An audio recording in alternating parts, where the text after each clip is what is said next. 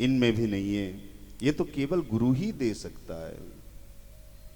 और जहां कृष्ण से प्रेम जागृत हो जाए, ये कल्प वृक्ष, कामधेनु, स्फटिक मणि, ये सब चीजें हैं, ये बिल्कुल कैसे लगेंगे? चिंतामणि जिसको बोलते हैं, चिंतामणि यानी कि चिंता करो हाजिर तैयार जो चाहो। हाँ, आपको वो सोना महंगा हो रहा है, ये 10 किलो बन जाए, किसी लोहे पे टच करा दो, तैयार 10 किलो सोना। ये सब भी श्रीमद् भागवत कथा के माध्यम से, और वह कथा भी गुरु कृपा से आप सब जनों को प्राप्त हो, उस माध्यम से, उस उपासना से, उसको हृदयंगम करके आपको जो प्राप्त हो उसके बाद ही ये उपलब्ध हो पाएंगे। और ये भी मिल जाए ना, सीधे आपको चिंतामणि मिल जाए, कल्प वृक्ष मिल जाए, तो भी वैकुंठ का सुख वो नहीं दे सकते कभी भी। वैकुंठ का सुख देने के लिए तो गुरु के शरण में ही जाना पड़ेगा। तब तो फिर पुनः निवेदन किया कि सूत जी, सदगुरु के रूप में आप हमें प्राप्त हुए हैं, विशिष्ट मंगलकारी कथा हमें सुनाइए ना। नैमिष क्षेत्र में ऐसा सुनकर भगवान की कथा प्रारंभ करते हुए सूत जी कहते हैं कि सौनक, तुम्हारे मन में प्रीति है, भगवान में रति हो, और जिससे प्रीति हो वही अधिकारी है कथा का। और गीता में भी भगवान ने कहा कि इदम ते ना तपस्काय भक्ताय कदाचन, अभक्त जनों को यह कथा नहीं देनी चाहिए। मैं आप सब लोगों को सुनाता हूं ये कथा, क्यों? आपके हृदय में प्रीति है। कथा को प्रारंभ करते हुए वो कहा उन्होंने कि कालव्यल मुखग्रास त्रास निर्णास हेतवे श्रीमद्भागवतं शास्त्रम् कलौकीरेण भाषितम्।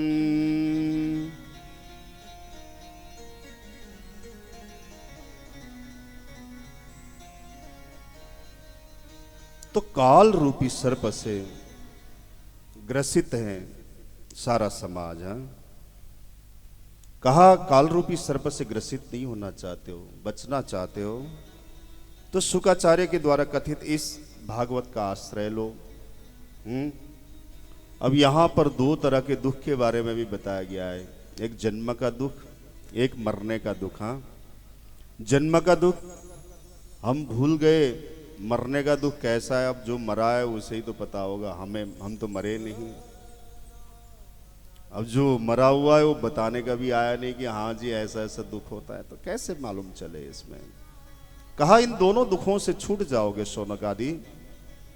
सूत जी ने निवेदन किया यहां पे, जन्म से और मृत्यु से छुड़ाएगी ये कथा, ऐसा नहीं है। आप सोचो कि आप मरोगे ही नहीं, अजर अमर हो जाओगे, अमर कथा है, ऐसा नहीं कह रहा हूं मैं। परंतु मृत्यु के समय में दुख होता है, बहुत ज्यादा दुख होता है। गरुड़ पुराण जैसे शास्त्रों का आश्रय लो ना, पता चलेगा आप लोगों को। करोड़ों बिच्छू एक साथ डसते हो, ऐसा कष्ट होता है। तो उसके लिए अगर वो आप ये चाहते हो कि वो कष्ट ना हो और हमारी सदगति हो, तो सूत जी महाराज ने यह निवेदन किया कि भागवत का आश्रय लो। नहीं होगा, क्यों? क्योंकि मुक्त होना है ना। जब मुक्ति का भाव हृदय में आ जाए तो आप सत्कार्य करने लगोगे। और वासना राहित्य का नाम ही, अगर आपके अंदर वासना जागृति ना हो, उसी का नाम मुक्ति है। और जाहिर सी बात है, जब अधिकार होता है ना, सीधी सी बात है, जो भी यहां कथा श्रवण कर रहा है वो तो मुक्त ही है। क्यों? कथा कहने या श्रवण करने का लाभ तभी प्राप्त हो सकता है कि जब वो अधिकारी बनकर बैठे हैं। तो इसलिए मैं रोज ही कह रहा हूं, यहां पे केवल मनोरंजन के लिए नहीं, आत्मरंजन के लिए बैठे हैं। और बताया, देखो, जब सुखदेव जी महाराज, शुकाचार्य जी महाराज कथा श्रवण कराने परीक्षित को, आपको पता ही है कथा, जब बैठे थे ना, देवता लोग वहां पर आए गए। क्या? शुकम नत्व बदम सर्वे स्वकार्य कुशलाः सुराः। तो अमृत कलश लेकर आए और कहा कि इसको मृत्यु का भय है महाराज, इसको अमृत दे दीजिए ना, मृत्यु का भय खत्म। अमृत पीने के बाद मृत्यु तो हो ही नहीं सकती। और सुखदेव जी समझ गए कि कुछ ना कुछ लालच के बिना ये देवता लोग आते कहाँ हैं। यहाँ तो कितने बार हम नाम संकीर्तन करते रहते हैं, हाथ में माला लेके बैठे रहते हैं, हाँ हवन करते हैं, यज्ञ करते हैं, पता नहीं कितनी चीज करते हैं, तब नहीं आते। एक भागवत कथा सुनाने जा रहे थे तभी आ गए। तो स्वार्थी लोग हैं देवता। इंद्र तो बिल्कुल स्वार्थी है। बरसात भी तभी देता है जब यज्ञ आदि करते हो। कई लोग आगे पूछते हैं, पत्रकार लोग भी मुझसे पूछते हैं, यज्ञ कार्य तो सब बंद हो गए तो इंद्र कहां से बरसाएगा? लालची है भैया। तो यहां पर भी लालच दिखाते हुए आ गए। सुखदेव जी महाराज समझ गए तो पूछ लिया, ठीक है बदले में भी तो आपको कुछ चाहिए? बोले हाँ। बोले क्या चाहिए? कह रहे बस जो ये कथा आप सुखदेव जी को सुना रहे हो आप हमें सुना दो। अब तो समझ में आ गई होगी कथा कितनी कीमती है। सुखदेव जी ने मजाक उड़ा दी देवताओं की और कहा कि क्व सुधा क्व कथा लोके क्व काच क्व मणिर महान। कहां तो स्फटिक मणि और कहां कांच की माला, कहां कथा रूपी अमृत और कहां तुम्हारा ये सामान्य अमृत। खैर अनाधिकारी समझकर सुखदेव जी महाराज ने देवताओं को कथा नहीं पिलाया, क्योंकि अभिमान से भरे हुए थे देवता लोग। अब वो वाली बात है ना, कोई हमें कहे कि नहीं नहीं यहाँ पे तुम दुनिया को इकट्ठे करके क्या कथा सुना रहे हो, हमारी कोठी में चल के तुम हमें कथा सुनाओ, हम तुम्हें अच्छी दक्षिणा देंगे। तो वक्ता स्वतंत्र है, कहाँ कथा बोले कहाँ नहीं। सुखदेव जी ऐसे आसानी से फंदे में आने वाले नहीं है। और देवता लोग विनम्रता के साथ पीछे जाकर बैठ जाते चुपचाप। यहां पर भी अब कथा सुनने कोई आए और चुपचाप बैठे, हमें कोई आपत्ति थोड़ी है, चाहे वो हिंदू आए, मुसलमान आए, सिख आए, ईसाई आए, कोई भी आए, सबका स्वागत। परंतु कोई ये कहे कि नहीं जी ये सब पागल बैठे हैं, केवल कथा आप हमें ही सुनाओगे, तो अब तो फिर भैया ये तो हद हो गई ना। हमें ही मजबूरी में कहना पड़ेगा कि भाई साहब कृपा करके आप ही मंदिर से बाहर चले जाइए, ज्यादा अच्छा होगा। तो सुखदेव जी महाराज ने भी यही कहा। अनाधिकारी समझकर देवताओं को कथामृत नहीं पिलाया। फिर तो वहां पर सूर्य में अब ऐसा सोचकर बाद में तो श्रीमद् भागवत श्रवण करके परीक्षित की मुक्ति हो गई, ऐसा ब्रह्मा जी ने सुना। हाँ सत्यलोक में। अब ब्रह्मा जी तो विवेकाधिष्ठित बुद्धि है ना, वो तो सोचते हैं, पहले तौलते हैं दोनों बातों को कि आखिर क्या चीज है इसमें ऐसी। तो देखा सर्वानी लघु नहीं जाता, सब चीज तो कम रह गए। दुनिया भर के व्रत तप योग ध्यान तीर्थ इत्यादि को तराजू के एक पलड़े में रख लिया, दूसरे पलड़े में श्रीमद् भागवत जी को रखा उन्होंने और तौला। गौरवेण इदम महत, इसका जो पलड़ा है भारी रहा, सारी चीज ऊपर रहे। देखो भागवत महात्म्य पद्म पुराण ने गाया है, समझ में आती है ना। स्वयं कोई अपनी बड़ाई करे तो पागल है, परंतु भागवत स्वयं कोई चीज नहीं बोलता। दूसरे पुराण और जो पुराण है, सभी पुराणों में जितने भी मैंने तो जितने पढ़े हैं 18 में से 12-13 पुराणों को तो मैंने थोड़ा बहुत पढ़ा है, तो उसमें कहीं ना कहीं भागवत जी का जिक्र जरूर आया है इसमें, तो महिमा वर्णन करते हैं ये। और यहां पर बताया तो अब तो शौनक आदि भी और अचंभित हो गए, अच्छा इतनी बड़ी महत्वता है इस भागवत की। तो महाराज इसी के बारे में बताइए ना। भूतकाल में सनत कुमार ने सुनाई थी यह कथा नारद को, ऐसा हमने सुना था, तो इसके बारे में बताइए ना। क्यों? क्योंकि लोक विग्रह मुक्तस्य नारदस्य स्थिरस्य च विधि श्रवे कुतः प्रीति संयोगः कुत्र तैः सह। बहुत सुंदर। लोक विग्रह मुक्तस्य नारदस्य स्थिरस्य च विधि श्रवे कुतः प्रीति संयोगैः कुत्र तैः सह।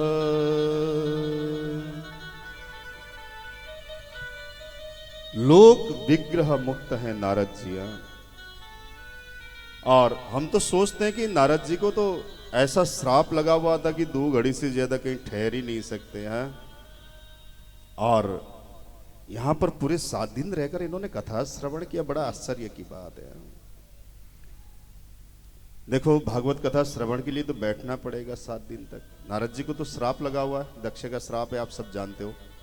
ये कथा यहां नहीं सुनाऊंगा मैं। और घूमते ही रहते हैं नारद जी तो। और महाराज नारद जी ने यह कथा अपने पिता ब्रह्मा से ही सुनी थी, फिर सनत कुमारों से भी क्यों सुनी जी, इसके बारे में भी बताइए। तो सूत जी ने कथा प्रारंभ करते हुए निवेदन किया, सुनो सौनक, एक भक्तियुक्त कथानक मैं आपको सुनाता हूं, क्योंकि कथा प्रसंग भी आगे बढ़ाना है। एक दिन की बात है, सनक, सनंदन, सनातन, सनत कुमार चारों भाई नग्न हैं, दिगंबर हैं, हाँ, दिशा ही वस्त्र है जिनकी, ऐसे। तो ये वे बद्रिकाश्रम में तपस्या करने के लिए पहुंचे। तो क्या हुआ, ददृशुस्तत्र नारदम, देवर्षि नारद को वहां पर देखा। कुमार ने पूछा कि नारद, आप इतने चिंतामग्न क्यों हो रहे हो, कहां से आ रहे हो, कहां जा रहे हो? वो तो बात ठीक है, पर चिंता क्यों? क्योंकि भक्तों के मस्तिष्क में, भक्तों के चेहरे में तो चिंता नहीं, चिंतन होना चाहिए। क्योंकि फीकर सबको खा गई, फीकर सबका पीर, फीकर को फाकी करे उसका नाम फकीर। फकीर तो फीकर को खा जाता है फाक करके।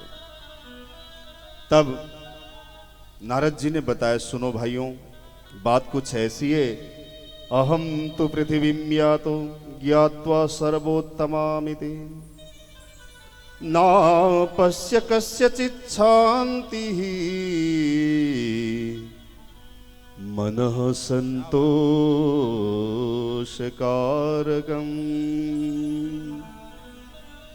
कहा, भाइयों सुनो, बात कुछ ऐसी है कि देवगण स्वर्गलोक में प्रार्थना कर रहे थे कि भैया मनुष्य का जन्म हमें पृथ्वी लोक में दे दो ना, क्योंकि वहां पर जाकर हम भागवत कथा श्रवण कर सकते हैं, वहां पर जाकर हम जो धर्म कर्म पुण्य कर्म है केवल मनुष्य देह में है और कहीं नहीं मिलना, पक्की बात है। इसलिए तो मैं बार बार ये कथा आप लोगों को सुनाता हूं, समझो। क्यों? कुछ समय बाद जीवन खत्म हो जाएगा, उसके बाद अंतिम समय पे अगर आप चेते तो क्या फायदा, अभी से चेत जाओ, ठीक है ना। एक ने बहुत अच्छा गाया है, क्या, जीवन खत्म हुआ तो जीने का ढंग आया, जीवन खत्म हुआ तो जीने का ढंग आया, जीवन खत्म हुआ तो जीने का ढंग आया, जीवन खत्म हुआ तो जीने का ढंग आया, जीवन खत्म हुआ तो जीने का ढंग आया। जब शम्मा बुझ गई तो महफिल में रंग आया, जब शम्मा बुझ गई तो महफिल में रंग आया। जीवन खत्म हुआ तो जीने का ढंग आया, जीवन खत्म हुआ तो जीने का ढंग आया, जीवन खत्म हुआ तो जीने का ढंग आया, जीवन खत्म हुआ तो जीने का ढंग आया। जब शम्मा बुझ गई तो, जब शम्मा बुझ गई तो महफिल में रंग आया, जब शम्मा बुझ गई तो महफिल में रंग आया। जीवन खत्म हुआ तो जीने का ढंग आया, जीवन खत्म हुआ तो जय हो।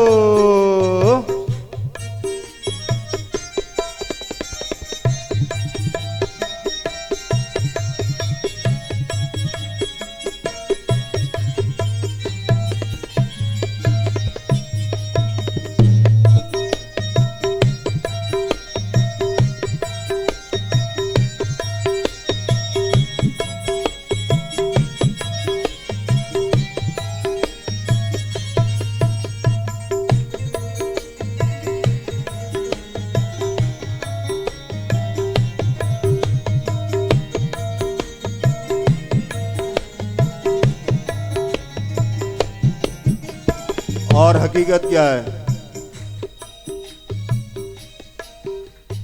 तन की मशीनरी ने जब ठीक चलना सीखा, तन की मशीनरी ने जब ठीक चलना सीखा, तन की मशीनरी ने जब ठीक चलना सीखा, तन की मशीनरी ने जब ठीक चलना सीखा। कब? जब अंतिम समय में इस बूढ़े तन के हर एक, इस बूढ़े तन के हर एक पुर्जे में जंग आया,